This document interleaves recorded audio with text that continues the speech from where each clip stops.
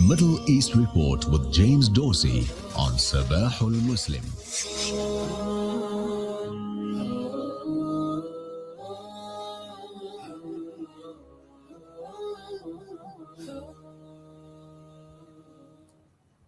Well, the Middle East is restless again, with streets, battlefields, and courtrooms all telling different versions of the same story: power under pressure.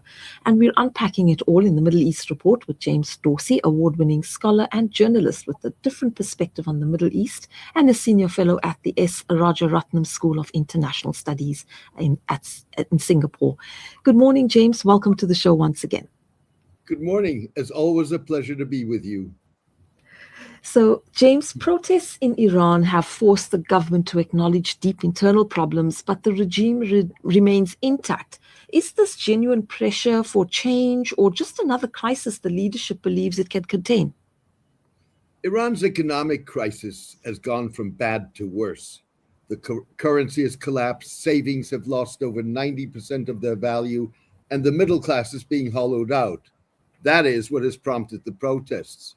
The reason for the economic decline is as much economic mismanagement and a failure on the part of the Iranian authorities to deal with structural problems which the economy is suffering from, as well as, of course, US sanctions. In some ways, the government was initially responsive to widespread grievances. That is to say, it acknowledged that there is a real problem and that it has said that it is willing to engage with protesters. However, with violence escalating and protesters' slogans becoming more political, the government has hardened its position, distinguishing between protesters and rioters, and cracking down on protests more harshly. Some 40 protesters have been killed in recent days. But that hasn't squashed the protests. Even so, the protests don't threaten the regime existentially at this point. For that to happen, one needs to see fractures in other segments of society, particularly the military. And there's no indication that either the regular military or the Islamic Revolutionary Guards Corps is splintering. So we move on to Yemen, and southern Yemeni secessionists appear to have overreached by pushing into key provinces. Has this damaged the independence cause? Or does it simply confirm that aspirations for a separate South Yemen are here to stay? The withdrawal of UAE forces from Yemen in response to a Saudi demand has done little to mend fences between the two Gulf states.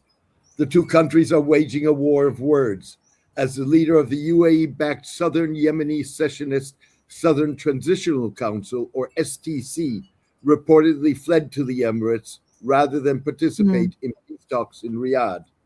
The SDC is fighting for its life after the group miscalculated when it took control of two strategic provinces, Hadramaut and Al-Mahra, that border on Saudi Arabia.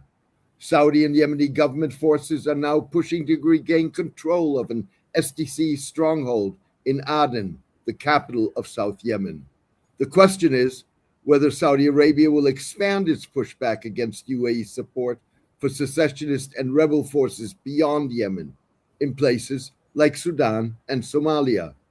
In an indication of mounting regional opposition to UAE policy, Egypt recently refused to sell to the UAE the remaining 35% stake in a state-owned Abu Dhabi container company that is a dominant player in the port of Alexandria on the Mediterranean Sea. And then we move now to Syria, where fighting in Aleppo between Syrian government forces and Kurdish groups could reshape Syria's future. How central is Turkey to this confrontation, and what does it mean for Ankara's influence in the country? At the heart of fierce fighting in Aleppo is a battle of different visions of what post-Bashar al-Assad Syria should look like. The fighting erupted after talks stalled between the Syrian military and the US-backed battle-hardened Syrian Democratic Forces, or SDF, that controls a third of the country. The Kurds, like other minorities, including the Druze and the Alevites, want to see a federated Syria in which they would enjoy autonomy. The government, backed by Turkey, wants a unified, centralized state. The talks stalled because the SDF insists that its forces be integrated into the Syrian military as a unit rather than as individual soldiers.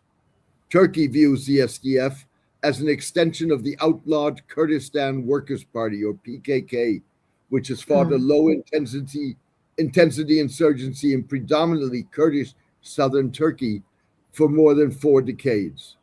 The fighting in Aleppo puts two militaries that are matches for one another pits two militaries against one another that are matches for one another. In the past, the SDF could count on U.S. fighter aircraft supporting its operations against the Islamic State. In Aleppo, the SDF can't count on the U.S., which supports the government of Syrian President Ahmed al-Shara. And then we look at a legal challenge by France's main left-wing opposition, the LFI, that's breaking the long-standing silence around the UAE. Does this signal a shift in how Europe treats Gulf states that are economically powerful but politically autocratic?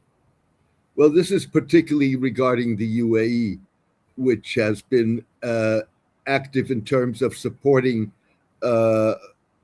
far-right groups, in effect stimulating Islamophobia. What we're seeing now is Jean-Luc Mélenchon, the leader of the left-wing opposition party, the largest in the French parliament, France Unbowed, or LFI, warning that the UAE is encouraging discrimination, hatred, or violence in France. Mélenchon issued his warning as his party complained to the public prosecutor that the UAE was fueling anti-Muslim sentiment.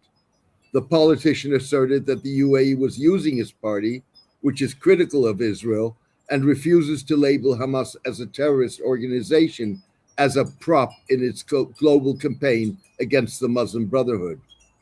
The complaint, like the escalation of hostilities in Yemen, highlights long-standing differences in Emirati and Saudi attitudes towards the Brotherhood, even though both countries have designated the group as a terrorist organization. In the latest move, the UAE has curtailed funding of Emirati students wanting to attend British universities because they could come under the influence of the Brotherhood. Well, James, thank you very much. Always incisive and always a pleasure. Thank you for joining us and help us make sense of a very complex region. I think that's the Middle East report for this Complex morning. indeed. Thank you for having me. Thank you, James. Bye-bye. Bye-bye. And listeners can subscribe to James' newsletter and blog, The Turbulent World.